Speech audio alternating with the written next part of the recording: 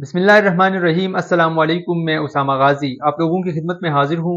नाजरीन, मुजफ्फरगढ़ में एक 13 साल बच्चा जो एहतिकाफ के लिए मस्जिद में बैठा था, उसको उसी मस्जिद के अंदर ही एहतिकाफ के लिए बैठने वाले एक दूसरे शख्स ने जिनसी दरिंदगी का निशाना बनाया है। सबसे पहले मैं ये पूरी तफसीलात आप लोगों के सामने रखता हूँ।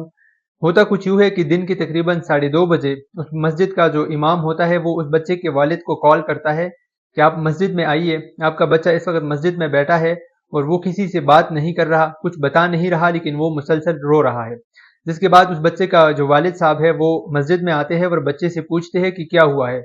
बच्चा कुछ नहीं बताता, लेकिन काफ़ी इसरार के बाद वो बच्चा कहता है कि मैं जब वॉशरूम गया तो ये जो मेरे साथ दूसरा शख्स एहतिकाफ के लिए यहाँ पर बैठा था वो भी मेरे पीछे आया और उसने वहीं पर मुझे जिनसी दरिंदगी का निशाना बनाया, मेरा रेप किया। बच्चा जब ये कहता है कि उसका रेप किया गया है मस्जिद के अंदर ही, और रेप उस शख्स ने किया है जो उस बच्चे के साथ मस्जिद में एहतिकाफ के लिए बैठा था, तो फिर उसके बाद उस बच्चे का वालिद जो है वो उस शख्स को फ़ोन करता है और बजाय ये कि वो शख्स, वो दरिंदा सिफत इंसान जो है वो शर्मिंदा हो, वो बच्चे के वालिद को धमकिया देता है, वो इमाम मस्जिद को धमकिया देता है। और बाद में बच्चा भी कहता है कि उसने जब मेरे साथ ये किया, मेरा रेप किया, तो मुझे भी कहा था कि अगर किसी को बताया तो मैं तुम्हें मार दूंगा। वो शख्स शर्मिंदा नहीं होता और वहीं से फिर भाग जाता है। इसके बाद जब ये सारा मामला सोशल मीडिया पर सामने आता है तो मरियम नवाज जो पंजाब की वजीर आला है वो इसका नोटिस लेती है और फिर 24 घंटे के अंदर ही पुलिस उस शख्स को गिरफ्तार कर लेते हैं। अब वो शख्स जो है, वो दरिंदा सिफत इंसान जो है, वो इस वक्त पुलिस की कस्टडी में है। इस केस की अब बाकायदा इन्वेस्टिगेशन होगी। यहाँ पर कुछ चीज़ें हैं जो मैं आप लोगों के सामने रखता हूँ। देखिए, एक रमज़ानुल मुबारक का महीना है, एक छोटा सा बच्चा जो मस्जिद में एहतिकाफ के लिए बैठा है, दूसरा शख्स जो वहीं पर उस मस्जिद में एहतिकाफ के लिए बैठा है सवाब की गरज से, वो उस मस्जिद के तकद्दुस का ख्याल नहीं रखता। वो ये नहीं देखता कि ये कौम लूत वाला अमल जो इसने उस बच्चे के साथ किया है, इसके बारे में इस्लाम क्या कहता है, लेकिन वो कर गुजरता है ये सब कुछ। और बजाय ये कि इस हवाले से फिर वो शर्मिंदा हो, वो डटाई के साथ ये कहता है कि अगर आप लोगों ने किसी को बताया तो फिर वो धमकियाँ देता है, जान से मारने की धमकियाँ देता है। इस चीज़ को मैं अल्फाज में बयान नहीं कर सकता कि ये कितना दहशतनाक अमल है।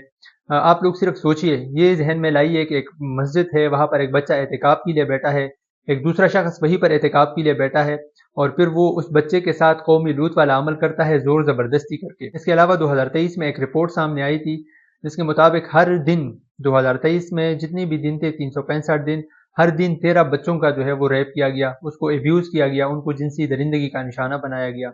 और उस रिपोर्ट के मुताबिक जो बच्चे इस अमल का शिकार हो रहे हैं उनकी उम्र जो है वो 6 साल से लेकर 15 साल के माबैन होती है, और लड़कियों से ज़्यादा लड़कों के साथ ये सब कुछ हमारे माशरे में हो रहा है। इस बच्चे के साथ जो हुआ है ये इस मुल्क के अंदर हर किसी के साथ होता है, बच्चों के साथ होता है, लड़कियों के साथ होता है, छोटी छोटी उम्र की लड़कियों के साथ होता है, लड़कों के साथ होता है, बड़ी उम्र की लड़कियों के साथ होता है। इस माशरे का हर फर्द वो इस चीज़ का शिकार है, उनके साथ कहीं ना कहीं ये चीज़ें होती रही है और अब भी होती है और आइंदा भी होती रहेगी अगर हम लोग नहीं समझे, अगर हम लोगों ने वाक़यातन इन लोगों को ऐसी सजाएं नहीं दी जिससे ये इस किस्म के कामों में मुलव्वस जो अपराध है वो उनको देखकर अगर वो डरते नहीं है तो ये चीज़ें होती रहेगी। देखिए, इस अमल में यूनिवर्सिटी के प्रोफेसर जो है वो मुलव्वस है। मैं जानता हूँ, ऐसे प्रोफेसर्स को जानता हूँ जो ये सब कुछ कर रहे होते हैं। मैं ऐसे सियासतदानों को जानता हूँ जो ये सब कुछ कर रहे होते हैं।